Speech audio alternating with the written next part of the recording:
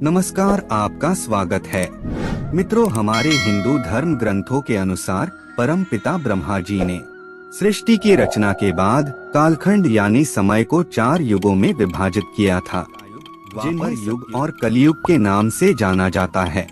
ऐसे में फिलहाल हम सभी जिस युग में जी रहे हैं, पुराणों और शास्त्रों के अनुसार इसे कलयुग कहा जाता है। कलयुग से पहले भी 3 युग बीत चुके हैं, जिसमें है त्रेतायुग, द्वापर युग और सतयुग। त्रेतायुग का भी अंत हुआ था और सतयुग का भी। अब हम पुराणों की माने तो कलयुग का भी अंत एक ना एक दिन जरूर होगा। लेकिन अब हमारे सामने यह प्रश्न उठता है, आखिर कैसा होगा कलयुग के बाद का युग? कलयुग से जुड़ी वह कौन सी बातें हैं जो भगवान श्री कृष्ण ने महाभारत काल के समय में ही 5 पांडवों को बता दी थी। इसके साथ ही भगवान श्री कृष्ण ने पांडवों को कलयुग के इंसानों से जुड़े कुछ ऐसे रहस्य भी बताए थे, जिनको सुनने के बाद आप भी दांतों तले अपनी उंगलियां दबा लेंगे। और अगर आप भी इन सभी रहस्यों के बारे में जानना चाहते हैं तो हमारी आज के इस वीडियो को बिना स्किप किए हुए अंत तक जरूर देखते रहिए। अब आपका ज्यादा समय न लेते हुए वीडियो की शुरुआत करते हैं। मित्रों, महाभारत के अनुसार जब पांडवों ने जुए में अपना संपूर्ण राजपाट हारकर वन में जा रहे थे, पांडवों ने भगवान श्री कृष्ण जी से पूछा, है माधव, हमने तो ऐसा कोई बड़ा पाप नहीं किया है, फिर भी हमें इतना बड़ा दंड क्यों मिला? तब भगवान श्री कृष्ण ने कहा कि प्रिय पांडवों, अभी द्वापर युग अपने अंतिम चरण पर है और यह सब जो भी हो रहा है वह आने वाले कलयुग का प्रभाव है। इस पर युधिष्ठिर ने आश्चर्य से भगवान श्री कृष्ण से पूछा, हे वासुदेव, कलयुग तो अभी आया भी नहीं है और उसका इतना भयंकर परिणाम ही क्यों? जब कलयुग आरंभ हो जाएगा तो क्या होगा?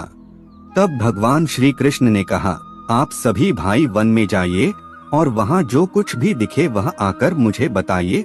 उसी आधार पर मैं आपको कलयुग की गति के बारे में बता पाऊंगा। भगवान श्री कृष्ण के ऐसा कहने पर 5 भाई वन में अलग अलग दिशा में चल पड़े। 5 भाई वन में जाकर जब वापस लौटे तो हर कोई वन के दृश्य को वन से लौटने के बाद 5 पांडवों के मस्तक पर सिकंद था।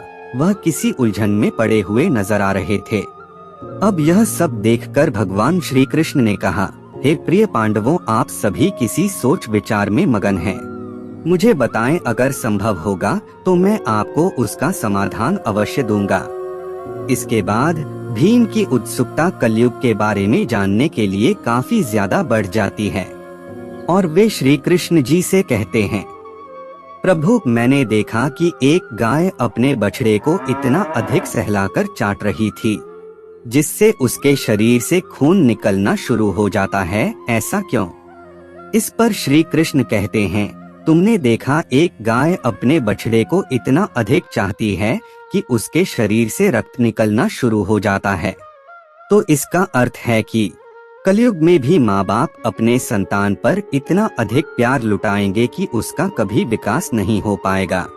कलयुग में माँ की ममता अपने बेटे को इस कदर मोह माया में बांध कर रख देगी कि उसका पूरा जीवन नष्ट हो जाएगा। अगर किसी का बेटा अपना घर बार छोड़कर साधु बनेगा तो लाखों लोग उसके दर्शन करने के लिए जाएंगे, लेकिन जब अपना बेटा ही घर बार छोड़कर सन्यासी बन जाएगा तो बहुत ज्यादा रोएंगे, विलाप करेंगे कि हमारा बेटा गलत रास्ते पर चला गया।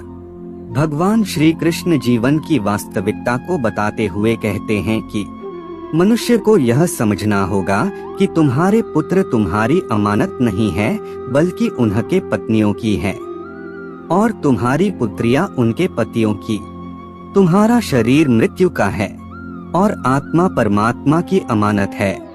इसी तरह भीमसेन के बाद अर्जुन ने बताया कि उसने एक पक्षी को देखा जिसकी पंख पर वेदों की रचाई लिखी हुई थी, परंतु वो एक मनुष्य का मांस खा रहा था। यह देखकर मैं हैरान हो गया। इसका अर्थ क्या है, इसके बारे में मुझे बताइए। इस पर भगवान श्री कृष्ण ने मुस्कुराते हुए कहा कि कलयुग में ऐसे लोग होंगे जो बड़े ज्ञानी और ध्यानी कहलाएंगे। विज्ञान की चर्चा तो करेंगे, लेकिन उनके आचरण एकदम राक्षसी होंगे। बड़े पंडित एवं विद्वान लोग कहलाएंगे, किंतु यह देखते रहेंगे कि कौन सा मनुष्य मर जाए और हमारे नाम अपनी संपत्ति कर जाए। चाहे कितने भी बड़े लोग होंगे, किंतु उनकी दृष्टि दूसरे के धन और पद के ऊपर ही रहेगी। और सत्पुरुष तो बहुत ही कम आपको कलयुग में देखने को मिलेंगे। कलयुग में इंसान मेहनत से धन अर्जित करने की बजाय दूसरों के घरों में चोरी करना और दूसरों की संपत्ति पर जबरदस्ती कब्जा करने वाला होगा। अपने दोनों भाइयों की तरह सहदेव ने भी भगवान कृष्ण से वन की बात बताई। सहदेव ने बताया कि उसने वन में अनेकों कुएं देखे, जिनमें से केवल बीच का कुआं खाली था, जो कि सबसे गहरा था। कृष्ण ने सहदेव को इसका अर्थ बताते हुए कहा कि कलयुग में धनी लोग लड़का लड़की के विवाह में, छोटे बड़े महा उत्सव में, सत्ता के लालच में बहुत ज्यादा पैसे खर्च कर देंगे, किंतु अगर किसी भूखे को देखेंगे तो उनकी सहायता करने में भी किसी व्यक्ति को कोई रुचि नहीं होगी। उनका अपना ही सगा भूख से मरेगा, फिर भी वह लोग उसे देखते रहेंगे। दूसरी ओर मौज मस्ती, मदिरापान, खाना, सुंदरता और व्यसन में पैसे उड़ाते रहेंगे, किंतु किसी के दो आंसू पहुंचने में किसी को भी कोई दिलचस्पी नहीं होगी। कहने का तात्पर्य यह है कि कलयुग में अन्न के भंडार होंगे, लेकिन लोग भूख से मर जाएंगे। श्री कृष्ण के मुंह से इस तरह की बात सुनकर एक पल के लिए सभी काफी दुखी हो जाते हैं, लेकिन इस कटु सत्य से भी मुंह नहीं मोड़ सकते थे। सहदेव के बाद फिर नकुल ने श्री कृष्ण को वन के बारे में बताया। नकुल ने कहा कि मैंने देखा कि एक भारी चट्टान पर्वत से गिरी और बड़े से बड़े वृक्ष भी उसे नहीं रोक पाए, परंतु एक छोटे से पौधे से टकराकर वह चट्टान वहीं रुक गया। तब इसका अर्थ बताते हुए श्री कृष्ण ने कहा कि कलयुग में मनुष्य की बुद्धि क्षीण होगी, उसका जीवन पतन होगा और इस पतन को धन या सत्ता के वृक्ष रोकने में सक्षम नहीं होंगे, किंतु हरिनाम रूपी एक छोटे से पौधे से मनुष्य का जीवन पतित होने से रुक जाएगा। हरि कीर्तन से मनुष्य की बुद्धि प्रबल होगी। चारों भाइयों के प्रश्नों का उत्तर जानने के बाद अब बारी आती है युधिष्ठिर के प्रश्न की, तो भगवान श्री कृष्ण ने मुस्कुराते हुए कहते हैं, युधिष्ठिर अब तुम बताओ, तुमने वन में क्या देखा? तभी युधिष्ठिर ने बताया कि मैंने वन में जाकर 2 सूंड वाले हाथी को देखा। इसका अर्थ क्या है?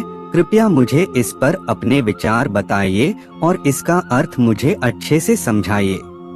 भगवान श्री कृष्ण ने कहा, इसका अर्थ यह है, कलयुग में ऐसे लोगों का राज होगा जो दोनों ओर से शोषण करेंगे, बोलेंगे कुछ और करेंगे कुछ और।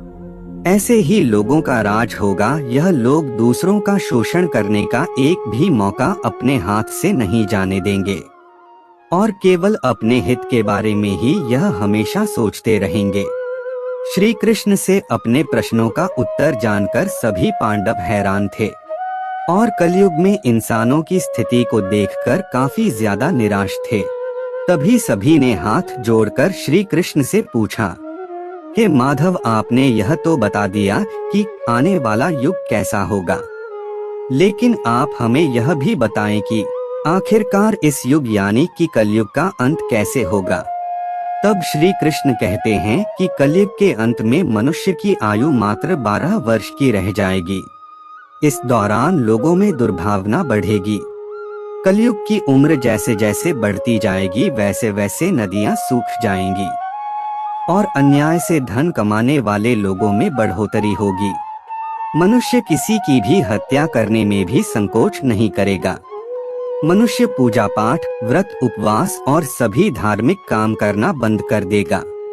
गाय दूध देना बंद कर देगी। मानवता नष्ट हो जाएगी।